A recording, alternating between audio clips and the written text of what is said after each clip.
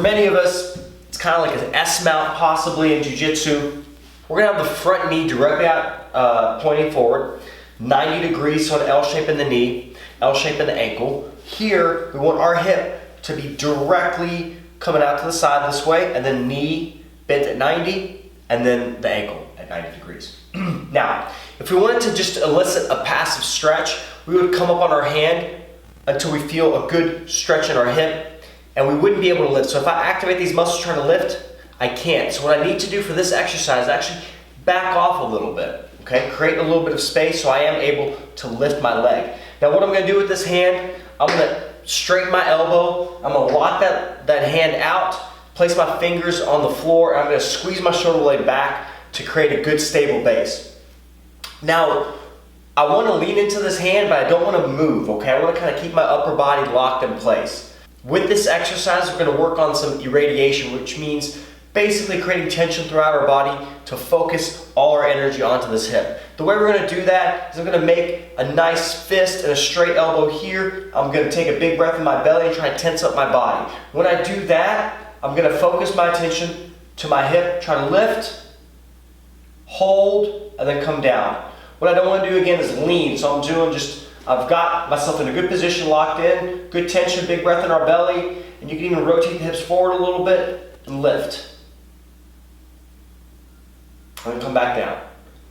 So this is part one. Now part two is gonna be a hover. What we're gonna do is we're gonna actually lift this leg. We're gonna let it float like this, okay?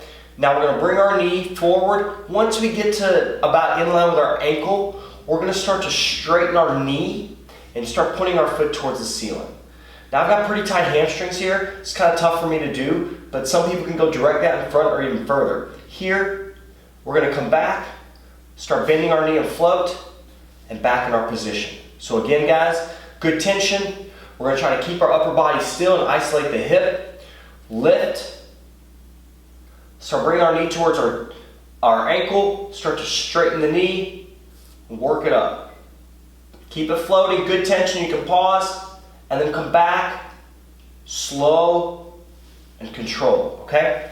Now the lifts that we wanna do, those can be 10 for 5 seconds, 5 for 10 seconds, whatever you want to do is fine, but it should not be painful. None of these exercises should be causing any pinching or catching or pain, and if it does, discontinue, okay? Again, we're in a 90-90 position. Elbow is locked here, shoulder engaged, down and back.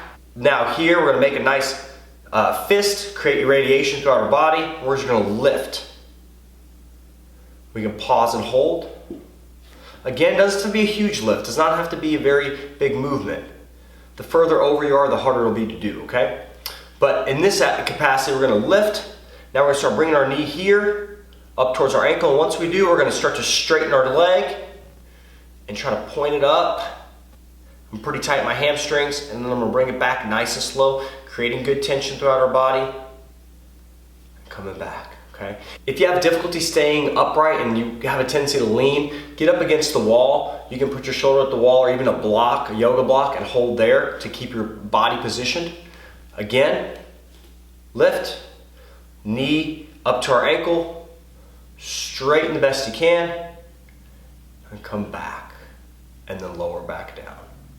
Again, 3 to 5 reps, maybe 2 sets, whatever you can tolerate. These are really useful. Again, you don't want to do too many of these before you go to train. You can fatigue your hips with doing these, but hopefully you all enjoy this video. Send me some comments down below on what you think. This is going to be a tough exercise, and it's deceivingly tough because it requires so much end range and hip control, as well as mobility and you know, strength in general. So great way to protect those hips, guys. If you have any questions, shoot me a comment down below. See you next time.